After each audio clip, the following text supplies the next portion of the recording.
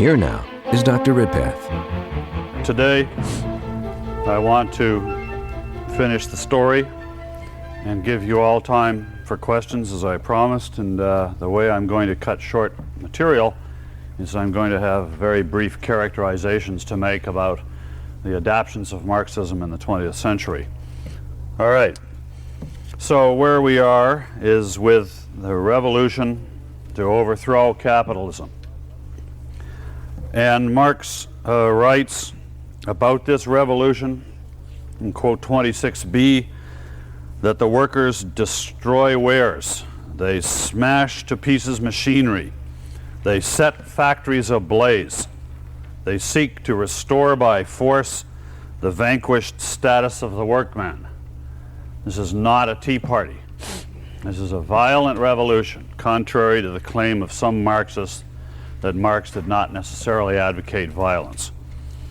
So, what they do is they rise up and they seize control of the state. And they use the state to carry out the process of eradicating all the remaining vestiges of the capitalist social superstructure, including its books, its authors, and its ideas. The state in Marxism is a superstructural institution. It is part of the social superstructure. And it is, therefore, in their view, used on behalf of the interests of the dominant class.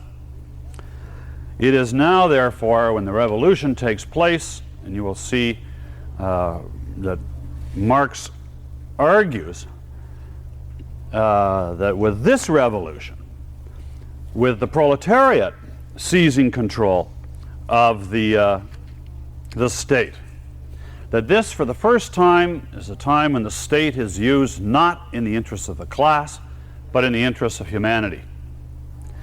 And therefore, they rise up on behalf of all of humanity, seize the state, and in this process eliminate the basis of classes, which is private property. Eliminate the owner-non-owner distinction. As a result of which, therefore, eventually, the basis for the state as the representative of class interests disappears.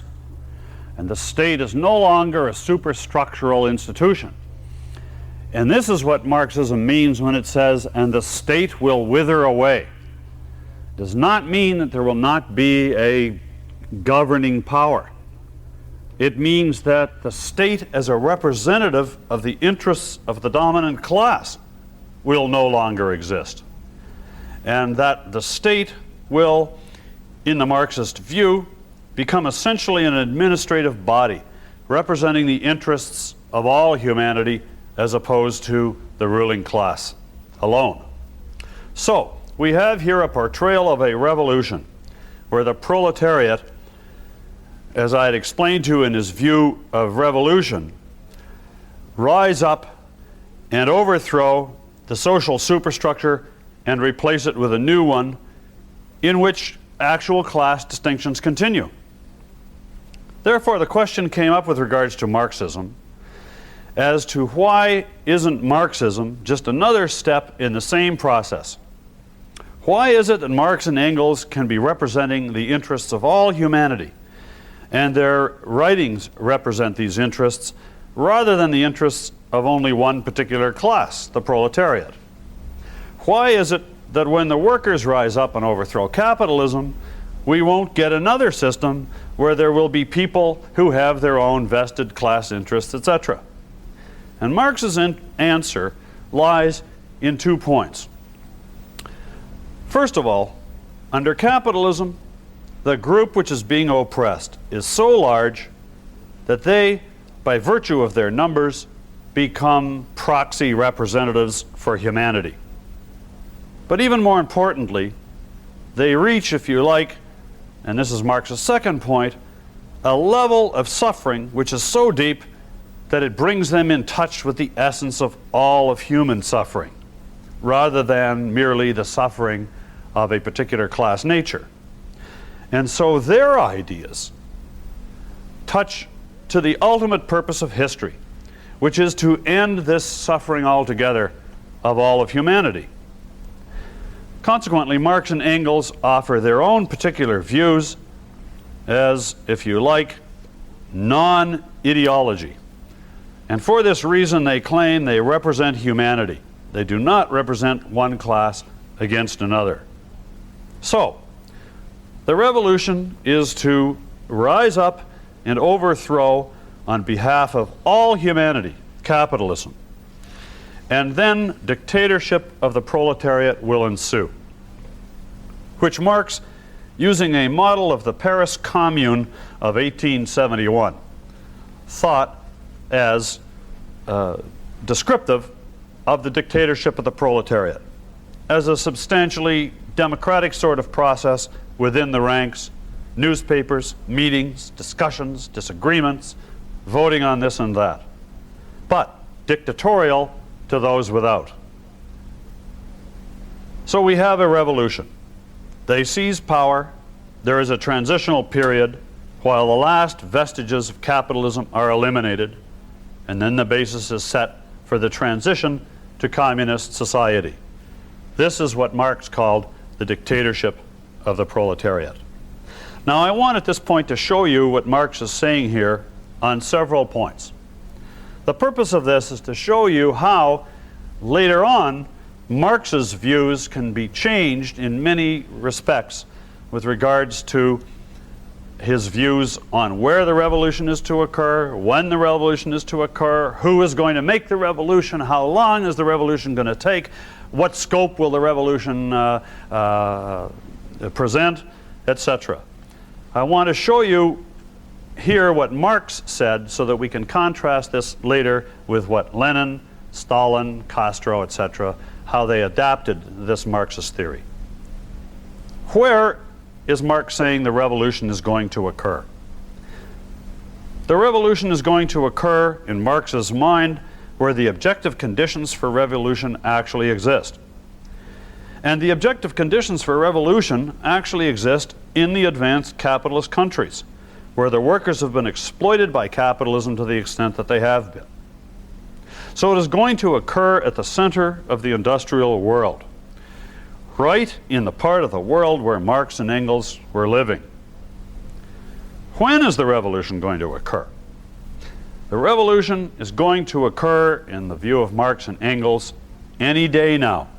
They thought, as I mentioned earlier, that the conditions were ripe and that the revolution would be taking place at any moment. Who is going to make the revolution? The workers are going to make the revolution. The masses of workers are all going to rise up by virtue of having achieved a class-wide consciousness of their situation. They are being massively exploited, and they are going to rise up. The humanity that is in them and is being denied is going to burst forward. And so they are the ones who are going to make the revolution. And how widespread is this revolution going to be? Marx's view was that this revolution would commence in the capitalist countries, that would in that sense be local, and that this had to be the case. Marx believed that the revolution could not occur until the objective conditions for revolution existed. And he said that no country could leap out of its destiny by a mere stroke of a pen. He said that we would follow history by, quote, iron necessity. And that consequently his view is that the revolution has to begin first in the most advanced capitalist countries. But it would not end there. The example of the revolution in the capitalist countries would give a model for the rest of the world to witness. The rest of the world would then, first of all, go through the capitalist stage more quickly, and that this would become a worldwide phenomenon. Therefore, the revolution which would begin in the capitalist countries would prove to be a revolution in behalf of all of humanity. It is not merely a revolution, for example, on behalf of the German workers alone. How widespread? It is going to be global. Lenin, when the Bolsheviks took over in 1917 in Russia, in, I believe, the first speech that he gave, said, "Gentlemen, I spit on Russia, end of quote. And what he meant by this was that the Russian Revolution was just a spark that has occurred within Russia, but that the objective is a worldwide revolution, a worldwide conflagration. Now, this is consistent with Marxism. How will the revolution be started, in Marx's view? It will be started by the masses of workers achieving the requisite class consciousness. That is how it starts. Massive awareness on behalf of the workers. How long will the revolution last? Marx thought, even though he didn't name any particular length of time, that it nevertheless would not be a huge amount of time. I would think that Marx would expect the revolution to last perhaps a decade or so. And will history be linear? By which I mean, did Marx see history such that we move along and reach a stage where the next step takes place, and that we would, in a sense, proceed in linear fashion towards communism and never lapse back into a reappearance, for example, of capitalism? The answer is yes, that is the way that history is unfolding. That is, in fact, the way that matter itself unfolds. All right, that's Marx's vision. Now let us touch on the adaptations of this vision in the 20th century. Marxism has had an enormous impact in the 20th century. It is in the field of practical worldwide affairs the most dominant and influential and certainly the most destructive viewpoint of our century. And it has led approximately in our century to the death of roughly 100 million people. It has had an enormously destructive impact. The reason it has had this enormous impact is because it is so capable of being adapted to local conditions by local tyrants. First of all, Marxism, embracing contradictions, is a system of thought which is capable of accommodating itself to virtually any facts whatsoever. Marxism is tremendously flexible in its thought, so that no event is sufficient to refute it. No event to a Marxist is impossible of being incorporated into the Marxist scenario.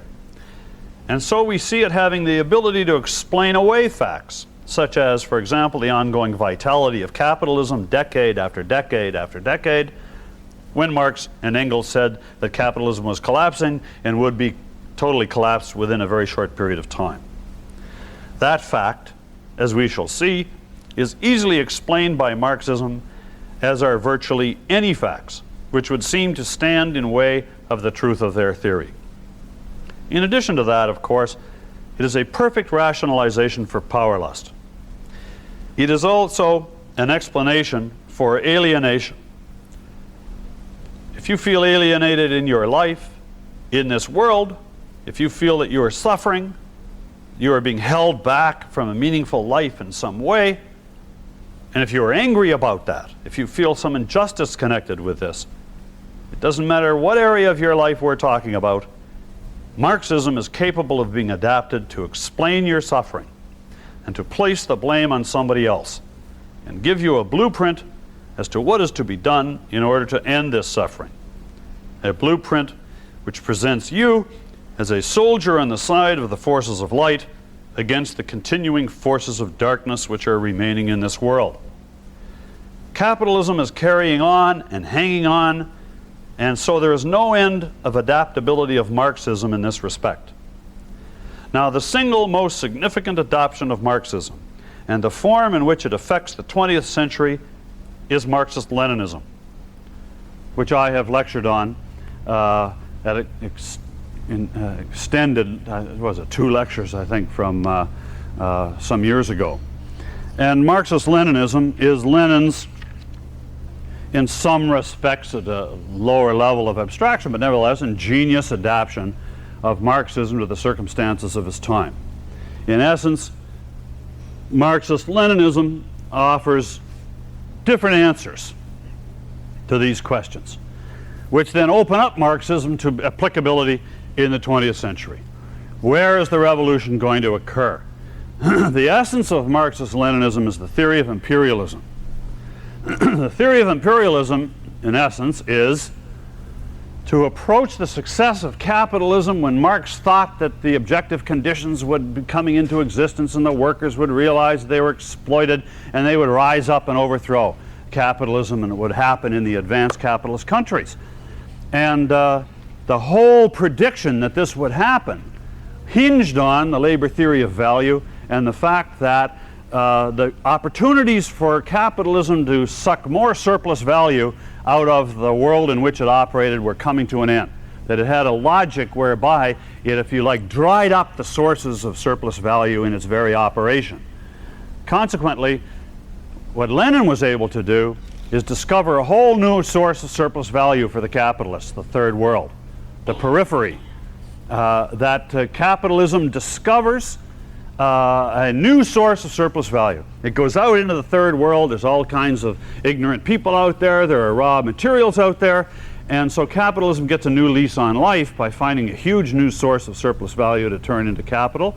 And in the process, to some extent, the workers and the proletariat in the capitalist countries get co-opted into becoming petty bourgeoisie. They get bought off, if you like. They become part of this successful operation. In fact, Marxists interpret welfare statism this way, as an ingenious.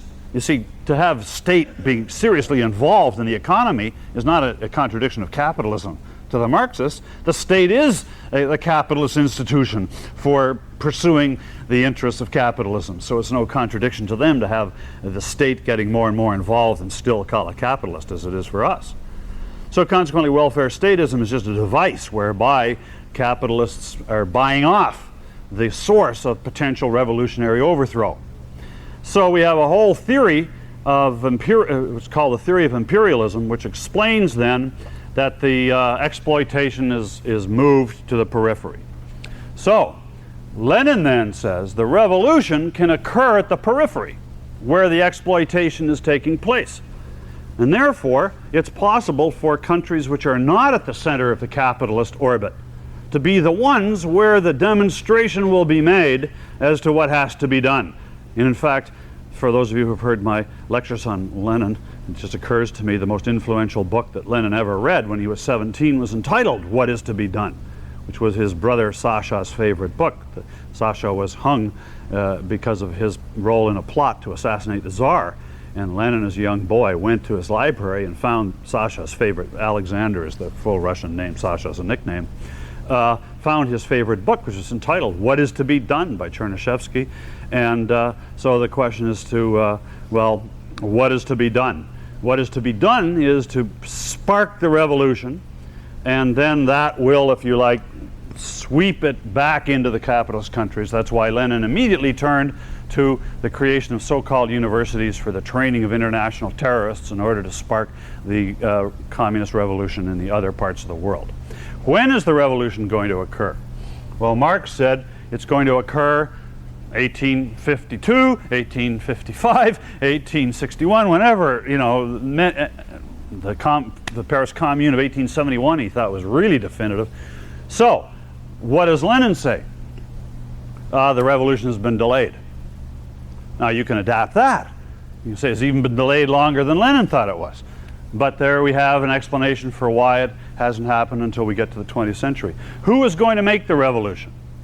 Now here's a very important twist, if you like, or change in Marxism made by Lenin, which is crucial to the 20th century.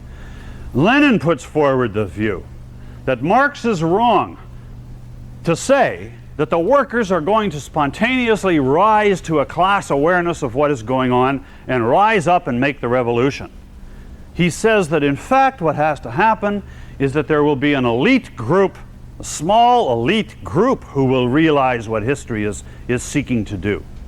And they will rise up, use the workers to make the revolution, and explain to them afterwards why the revolution has been made. In essence, that this elite group, which he called the Vanguard Party, which is actually a justification for a small, highly organized group of people to seize power and take over the powers of the state, that the Vanguard Party will, in a sense, lead the revolution, And after the revolution has been accomplished, which basically means they have seized power, they will turn around and, if you like, they will be the ones, the elite vanguard party will be the ones to educate the workers into the class consciousness that is required, at which point the need for the state will wither away. So you get the idea of the dictatorial one-party rule. This is a revolution, if you're not by the proletariat, but for the proletariat, or so-called for the proletariat. You might say, no, it's just for them, they're power lusters, which is the truth. But that's a big important change, and if you see what's happened in the 20th century, that's the model, which has been followed, of course, in country after country. The point here is that the revolution will eventually be worldwide. Now, Stalin is the one to put forward the theory as against Lenin, which is one of the reasons Lenin was nervous about Stalin as a possible successor. Stalin was Lenin's best train robber and bank robber. Stalin had the slogan, socialism in one country. In other words, it doesn't have to be a worldwide phenomena. We can focus our attention right here. Now here's a power-lusting tyrant just saying, I got enough on my hands keeping my own situation under control, and I therefore need to dispense with the idea that I'm going to try and make a revolution around the world, at least not right now. So socialism in one country is another adaptation of this. How will the revolution be started? Well, not by a massive uprising, but by the awareness of the elite vanguard party. And in Lenin's case, there's a whole history of underground revolutionary cells in the last half of the 19th century, out of which this vanguard party came. How long will the revolution last? Marx, as I said, thought it wouldn't be that long. The objective conditions would exist. Once the revolution has taken place, that the transition to communism would not be an enormous amount of time. Well, now if you throw in the Leninist version, we have the whole of the proletariat that are ignorant to teach. And there might be resistances to this deeper than we expected. There might be, in fact, a long, long process here whereby the elite vanguard have to retain control. And since the dictatorship over the proletariat carries on decade after decade after decade. And will history be linear? As I said, yes, it's possible to adapt that and say history is not necessarily linear. And so we have to watch out, because what could happen is we get around to making the revolution, and then if you're not careful, we'll fall back. And we'll actually go back to more capitalist ways. Consequently, Mao Zedong always, executing capitalist rotors and worrying about this, if you like, this forward and backward, which is an adaptation of Marxism as well. So all of those variations are variations on the central theme of Marxism. And they are the framework within which we can understand, first of all, Marxist-Leninism and the Russian Revolution, Stalinism, Stalin's big conflict with Trotsky was that Trotsky was a Marxist-Leninist internationalist. And Stalin was concerned with seizing power and focusing his attention on Russia. Stalin was a person also who put forward the theory that the economic structure does not necessarily make the state, the way Marx said. Marx said out of the economic structure comes the social superstructure, and the state is part of that, and the purpose of the state is to rationalize the economic structure. Well, Stalin realized that they didn't have a real serious economic capitalist or productive economic structure in Russia, so he put forward the theory that the state can create the economic structure. He reversed it, and out of that comes the agricultural disasters, the whole so-called what was it called? Forced collectivization. Yeah, that's the forced collectivization of agriculture. That's right, and the wiping out of the kulak class. The Red Terror, I think it was referred to by Conquest, if I'm not mistaken, in the study of what happened in the 1930s, which is absolutely a disaster. So that is Stalin's modifications. And finally, Stalin was the one who said, in view of the fact that it is not the massive uprising of the workers and the agricultural sector that have caused this revolution, we may find, far from them being ready to support us, that they might be recalcitrant. And consequently, the enemies of the proletarian might lie in the ranks of the proletarians themselves. That we might have to use state power over them in a brutal way in the process of trying to bring them to the awareness that is required as to what we're doing. Now, with Mao Zedong, the emphasis shifts from the industrial proletariat to the rural peasantry. So instead of a focus on the industrial proletariat working in factories and gaining certain experience of their own alienation through the work conditions in the workplace, etc., we get a shift of focus to the peasants working in the soil. You get soil mysticism in a sense, that the truth comes up out of the soil in through your fingers, and that the peasants are the ones who actually understand the truth. He argues that, Mao does, that far from material circumstances giving rise to an awareness, that there could be a subjective will that turns out to be more fundamental than the material circumstances. So he reverses this idea. It's not objective conditions that bring about an awareness, it's subjective conditions, whereby working with the soil, there is a kind of an untainted purity within the peasant ranks with regards to what the needs of humanity are. The party, Mao Zedong argued, both had to guide this subjective will, but also had to learn from it and be guided by it. So it was a kind of a Hegelian both guide and be guided by it. But Mao was very worried and aware of what he thought was a very big danger to the future of the Communist Revolution in China, and that was that the party itself could become a counter-revolutionary force. That in the bureaucracy, in the urban bureaucracies that built up around the party and its massive structure, people could come to enjoy the power that they had and the material benefits that they had. And so Mao turned on the party and argued that in the so-called Great Leap Forward and in his attacks on the so-called attacks on the Communist Party, he put forward the idea that we can't necessarily rely on the party, that what we need is a charismatic leader, such as himself, who can identify with the peasants and keep a watch on the party, because it itself might become a counter-revolutionary force. His Great Leap Forward, as it was called, was modeled after Stalin, and the communization of agriculture took place in China to the same disastrous results.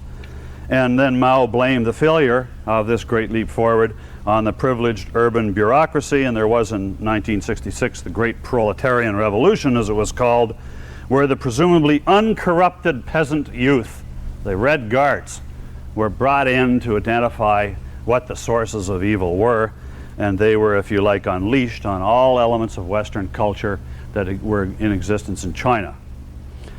Fidel Castro, like Mao Zedong, was focused on the rural peasantry, and the fact that they needed to be educated by charismatic leaders such as himself and Che Guevara. He believed that the socialist consciousness, which they're all trying to bring into existence a socialist consciousness, you see. And he believed that the socialist consciousness that they're striving to create in Cuba would not arise out of the industrial workplace. Of course, they didn't have very much industrial workplaces, so it's necessary to develop a different theory as to where socialist consciousness will arise from. And Fidel's theory was that it was the conflict against American imperialism was the arena in which the socialist consciousness would arise. Consequently, he encouraged guerrilla uprisings. He thought that in this activity of rising up and coming down from the hills and attacking the imperialists, this is where socialist consciousness, not out of the workplace, you see, but out of the guerrilla experience. And you're all familiar with the Cambodian genocide. The leaders of that studied in Paris, and we're all able to quote at the drop of a hat Marx, Lenin, and Rousseau. And they went back, and that particular version of the need to eliminate the vestiges of the past in order to create the future, that the source of guidance was to be found in those who were least corrupted by Western influences, the children. And it was the children who picked out the people who were to be executed and made the decisions with regards to what was to be done. We have all of these varieties. It carries on in African tribal communism, in Central and South American countries, and even Christianity is taking on a Marxist interpretation of what the struggle is and where the revolutionary force is to be found. So, in fact, just to finish this point with regards to Marxism in the 20th century, what is happening in the West with Marxism now is, interestingly enough, some people have been saying for a few decades now, is Marxism a fantasy? You remember how Feuerbach criticized Hegel and said we have to look for the rational kernel within Hegel's mystical fantasy. And Feuerbach thought that the key was psychological, we had to love everybody, and that Hegel had this mystical, religious, cosmic fantasy that there was a kernel of truth in. And then Marx said, well, the problem with Feuerbach is he doesn't understand that it's really in the economic circumstances that the source of all of this alienation is to be found. So now people have said, well, is Marxism a fantasy of some sort? And can we use Marxism to actually find what the real alienating factors are in life and what actually has to be overthrown in order for us to achieve our sense of our full humanity, and that it isn't economics that's the problem. So they're not interested in attacking corporations or private ownership of capital. They have different objects in mind, out of which comes an approach to, for example, the criticism of literature and the use of literature as a revolutionary force, or art.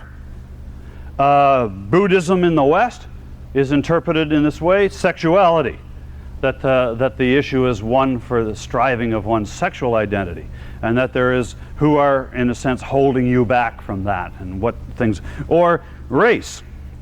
And I think what's happening now, I don't know this, I haven't seen the literature, but there's no reason to me why the whole ecological issue can't be adapted into Marxist framework. And it turns out that it is the release of the earth. I don't know what the version of it will be. It's a tremendously adaptable thing, all of it ultimately rationalizing a sense of alienation from a worthwhile life, a sense of injustice, a sense of anger, the desire to have power over those who succeed. Okay. Now, what is the goal here? What is the ultimate goal that Marxism offers, that makes all of this a secular version of the Christian redemption saga, as I put it? Well, what it is that through the revolution that I've been describing, through the institutions that are required in order to complete the revolution, through decade after decade of prison camps, murder, etc. What is it that captures some people, if you like, as a rationalization? What's the ultimate goal? The ultimate goal is the overcoming of dualism. Hegel's duality between this world and the creative absolute mind is overcome. That's all idealistic. That's idealism. It's a material dualism that we have to overcome, and that dualism is to overcome the separation of man from himself, right here, caused by the inhumane working conditions under which we work. Now, inhumane here does not necessarily mean huge, long working hours chained to machines. Inhumane here means something else. It means being put in a position where you cannot engage in the kind of productive work that your humanity wants you to. So I want to cover the end of alienation as the ultimate goal at stake. The purpose of all of this is that we are eventually going to arrive at a reunification of our lives with our essence, if you like. We are going to be able to actually live a human life for the first time. So that just as in Christianity we are trying to rejoin God, or in Rousseau we reach a higher stage when we join the general will, or in Kant when we reach the noumenal level, in Marxism what we do is we rejoin our human essence, or our human essence becomes actual rather than potential. Rather than remaining within us frustrated at every point, we find the way to create the proper economic circumstances and work conditions in which it will actually be released, and it will become actual. Man, for the Marxists, is fundamentally not an entity, but a process, which goes back to the metaphysics I talked about in the first lecture. And this process is understood in terms of man being a place where there are needs and powers. Needs and powers. Needs are felt as pressure, if you like, and powers are what we have, which allows us to satisfy our needs. We can work, we can act, we can think. So consequently, man is presented as having desires, or quote, felt drives, or quote, wants, which are seeking satisfaction. And what we experience as our needs grows as history progresses. And in the end, the goal is for us to be able to live in a condition where it is possible for us to engage in what he calls, quote, the totality of human life activities. To engage in the totality of human life activities, which means to do everything you want to do. And we mean here by the focus on productive activity.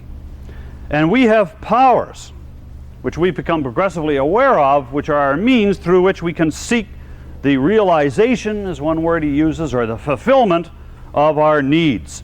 And this fulfillment takes place outside of us. It is as if the needs and the powers are here, and they have to become actual by engaging in a certain type of work. And that is in the production of objects, it is in the production of goods, it is in the material workplace. That if we would work under the proper circumstances, what we would be doing would be an actual expression of your needs. Your powers would be released. You would be producing objects which are actually you. You would actually, as Marx would say, step back and look at your objects as you yourself out there. And you would overcome, if you like, this frustration of always being inside, and you would be coming out, you would be fulfilled. Your potential would become actual. So this is the fundamental focus of praxis, you see, the activity through which your humanity is actually realized. Consequently, he says, in our economic life, our powers seek to find their objective realization. And therefore, as we work, he says, man duplicates himself. And then he says, and quote, contemplates himself in a world that he has created. It's like a mirror. It's like seeing your soul. It's like encountering yourself and knowing yourself for the first time, which you need to have out there in order to accomplish that, not to have it just all kept within you. So, human object, he writes, is objective man, a human object. So, now in the process of this, Marx makes the point that we have to understand that we are what he calls species beings, which essentially means that we cannot engage in this process as individuals. That we have to see that it is in our whole collective, cooperative, economic interactions that the possibilities for engaging in this type of work become possible. And consequently, it is only when we all achieve this together that any of us will achieve it. So we have to attack the idea of the atomic individual. And I have many quotes in here to show you how Marx attacks the idea of the atomic individual as a mere abstraction and something that we shouldn't get overly excited about. He criticizes and sneers at this notion, talking about men trying to magnify themselves into the size of an atom. Whereas that is an error, that we have to see ourselves as members of humanity, that we're all part of the group. And that this is how we have to act, if you like, if we are going to achieve our own humanity. 36a, he says that to be a human, quote, requires understanding that my own existence is social activity, and therefore what I make of myself for society. And 36b, society and the individual are the same. We must treat the species as our own essential being. Just as Hegel would say, if you would understand it, the absolute is your own essential being. So, what has happened to man is then that man has had to work in conditions where his work is not spontaneously chosen by himself. Quote 36c, where the worker's activity is not his spontaneous activity. It is, quote, forced labor, end of quote. This forced labor means you have to go out and get a job. And consequently, this labor, quote, is not the satisfaction of a human need. So he observes that all through history, as soon as private property came into existence, we have gone through a long period where you've had no choice, where you have not been free, where you have had to, in a sense, submit yourself to specialization in the division of labor. You have to go out and get a job. You have to enter into a contract with your employer. He has the power to say, all right, I'll pay you this, I won't pay you that, and you do this. This is your job. And you say, well, I want to do that today, but tomorrow I'd like to do this, and the next day I'd like to do something different. No chance. And so consequently, all through history, you have been, if you like, subjected to this forced circumstances, or what sometimes he called wage slavery. And consequently, while you see capitalism in this process is producing enormous machinery for the production of goods and services, it's sucking the life out of every one of us. So the greatest advances and the greatest suffering are taking place simultaneously in Hegelian fashion. So we see then Marx saying that working in a world like this is one where one, quote, does not affirm oneself but denies oneself. And the world then that we make, the objects and everything that we're engaged in making, he says, we experience as, quote, loss of reality, as estrangement, as alienation, end of quote. And thus he says we are doomed as long as private property and the division of labor continue. Man, he said, is doomed to, quote, be a suffering being. So, what should man be? Man should be a united being, united with his essence. His essence should become actual. Alienation should end. He should rejoin with his essence. We should see that in Marx's sense, quote 37a, the goal is, quote, the objectively unfolded richness of man's essential being. And he says, I think this really captures a lot, quote, the purpose of work is not the production of things, but the production of man. That's poetic. All along you thought you were making, objects, automobiles, refrigerators, whatever your area of work is, and turns out you're making yourself. Or you should be. So we have to find, and these quotes capture this, the form of economic organization where, quote, the development of human energy is an end in itself, or where the creation of man becomes possible. We are aiming for an arrangement which will bring about, quote, the complete emancipation of humanity. Fine. The end of alienation occurs in communism. Essence of alienation is in the division of labor and in private property.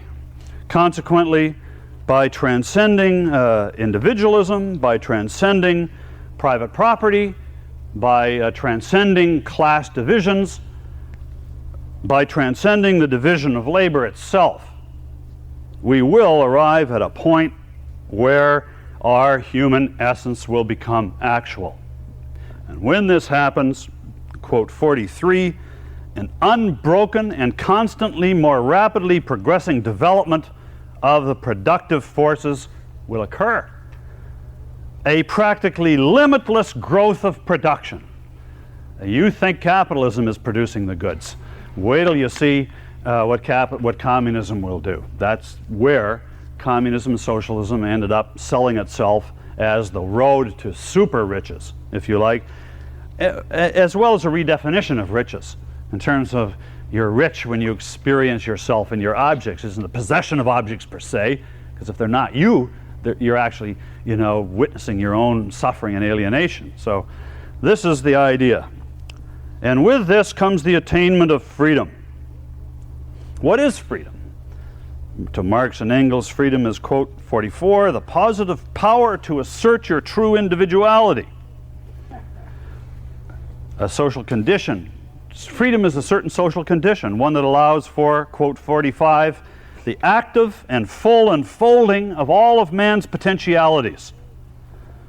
Freedom, you see, exists beyond the grasp of, quote, necessity and mundane considerations. Necessity, division of labor, is creating this enslavement of us.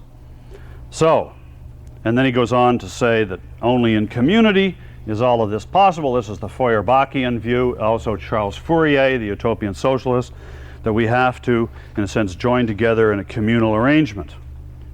So, quote 47a, then he says, the realm of freedom does not commence until the point is passed where labor, under the compulsion of necessity and external utility, is required. We have to get beyond necessity and external utility. In other words, get beyond external utility might mean you need 3 meals, and you need a house, and this, that. And necessity means division of labor. So we have to get beyond that, and that's when we get to the realm of freedom. When we have to no longer, quote, wrestle with nature, end of quote. Where production is no longer for use, but for man. So we're not producing for use any longer. You can see how important capitalism is to get us to this stage. And then, quote 47b, a mighty leap forward in human development occurs. The great nodal point, you see, is reached. The potential is now capable of becoming actual. Quote, man separates finally from the animal world and enters conditions which are really human. It is humanity's leap from the realm of necessity into the realm of freedom. End of quote. And he says, quote, the objectively unfolded richness of man's essential being occurs. Quote, the humanization of the human occurs. And we see the appearance of, quote, universally developed individuals.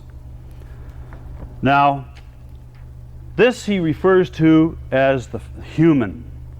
But the way this came to be interpreted, because of the fact that the human, most people understood, referred to us too. So then this is the new human. This is the new man, you see? And if you look at what they're trying to do in Cambodia, or what they're trying to do in communist China, they're trying to create the new man. This is the objective, to bring into existence. The new man, in a certain sense, is really the first man. This is really the first human, living on the human scale for the first time. And so he says, with regards to, just to show you what communism is like, in a very famous quote Marx wrote in the 1840s, that under the division of labor, we are all forced by the division of labor and specialization into the situation where we must be, quote, a hunter, a fisherman, a shepherd, or a critical critic, and must remain so if he does not want to lose his means of livelihood.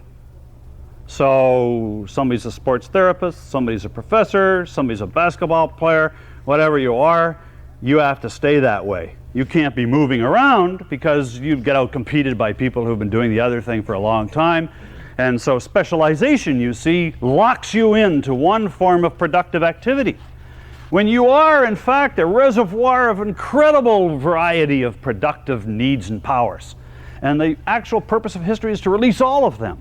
So consequently, we need to live in a circumstance where that is possible. We need to transcend the dominance of the division of labor. And then Marx writes in a famous quote, when this happens, he says, while in communist society, unlike before where you had to be either a fisherman or a hunter, etc., and you had to stay that in that occupation, he says, while in communist society, where nobody has one exclusive sphere of activity, but each can be accomplished in any branch he wishes. Society regulates the general production, and this makes it possible for me to do one thing today and another tomorrow. To hunt in the morning, fish in the afternoon, rear cattle in the evening, criticize after dinner.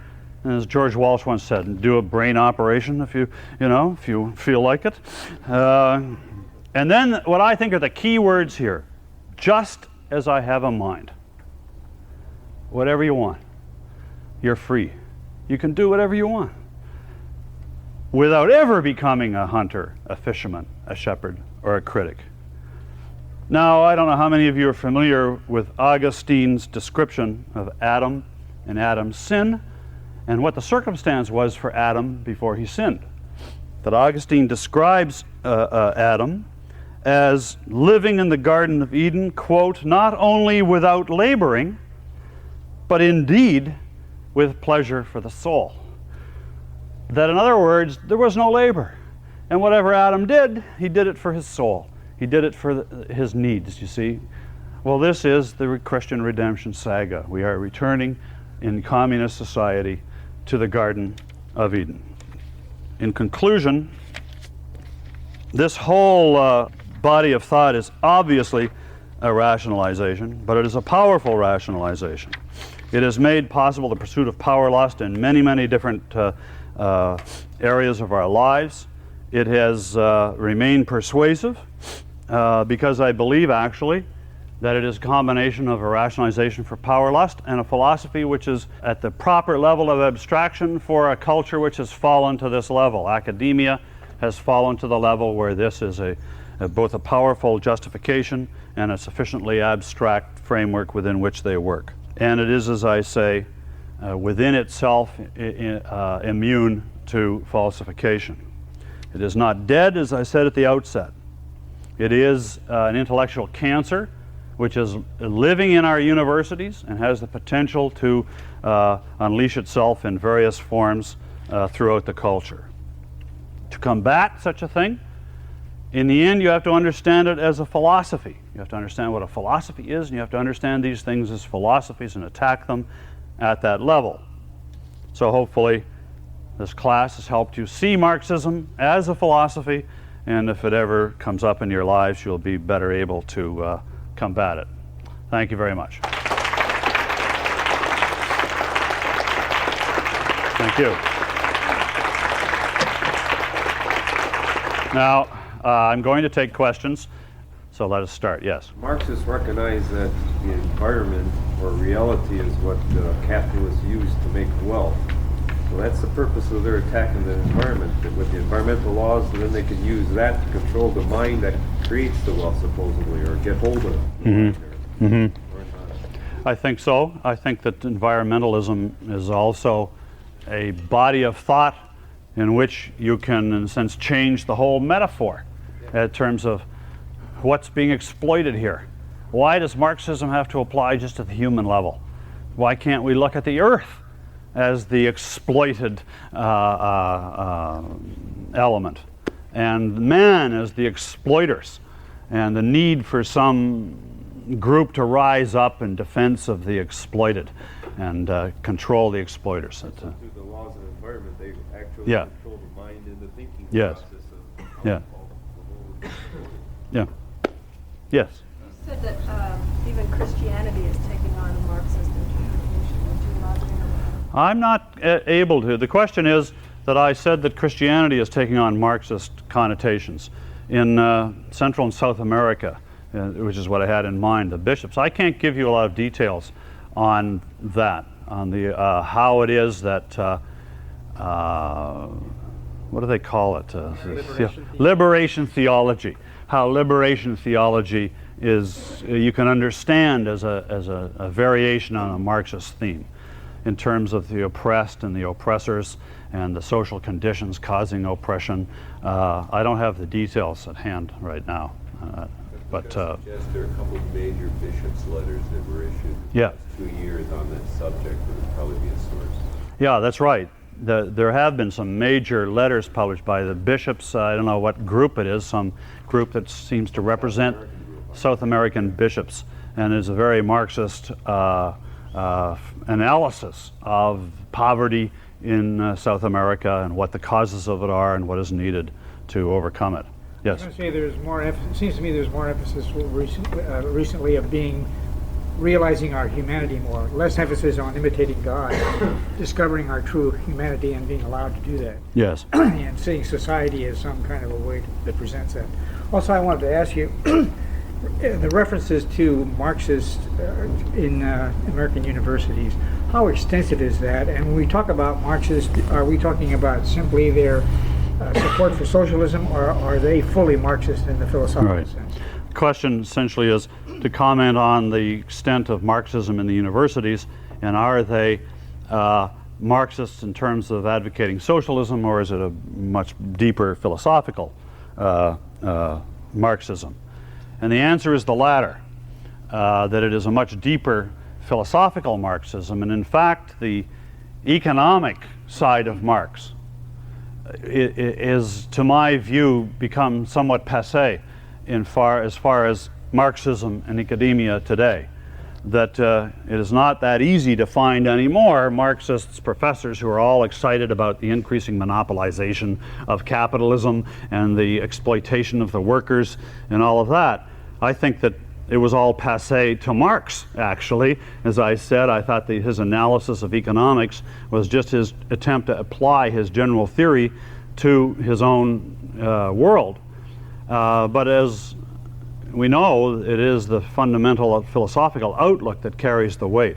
And in universities today, I think in the humanities and social sciences, that Marxism is the reigning ideology in all of the various areas I mentioned. You would agree with that, Ed? You were talking about the disintegration of the university. Yes, but a lot of it's implicit. Yes. A lot of people cite Marxist stuff without even knowing Yes. where it came from. Yeah.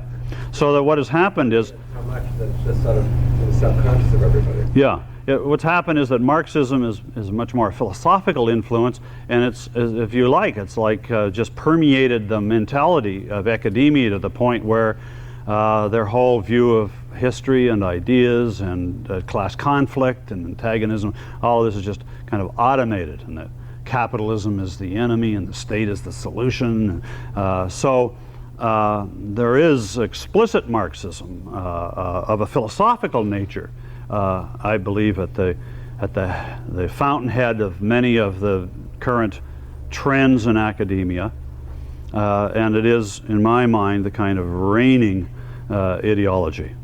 If you go to university bookstores, you would be shocked to see, although now it's changed 10, 15 years ago, more modern, but the underlying Marxism is still present. Yes? This idea of alienation seems to be at the basis for a lot of the philosophy. Would you call that the arbitrary starting point of Marxism, or is that a further rationalization of something else? Well, if I tried to get into the soul of a Marxist or of Marx and ask what is at the heart of all of this, it certainly would be psychological. And I think it's a combination of a sense of having an important life by fighting for the forces of light against the forces of darkness, combined with a sense of anger, and which is a cover-up for anxiety with regards to one's abilities to live in the world. And so I think essentially it's a psychological thing, and that sense of alienation, I think, is really central. I found that type of psychological framework to be fundamental to Nietzsche, for example, to Kant. When I study people, and I don't like to get into psychoanalyzing thinkers, but it is the case that many ingenious minds have been capable of creating enormously complex intellectual systems of thought around what is ultimately some sort of psychologically convincing premise. So I think that's how I'd answer that. Yes? Would you say the most effective way to fight Marxism is to go beyond its root to its causes in Hegel, that you mentioned, rather than fight Marxism itself? Yes, that's a good question. The most effective way, it occurs to me, to fight Marxism is to fight Kant. Because if you would look at it, you could see what Kant has done, what Hegel's version is of Kantianism. I think that the defense of the individual rational mind and volition, of the role of ideas in history, of the responsibility of individuals for their own lives.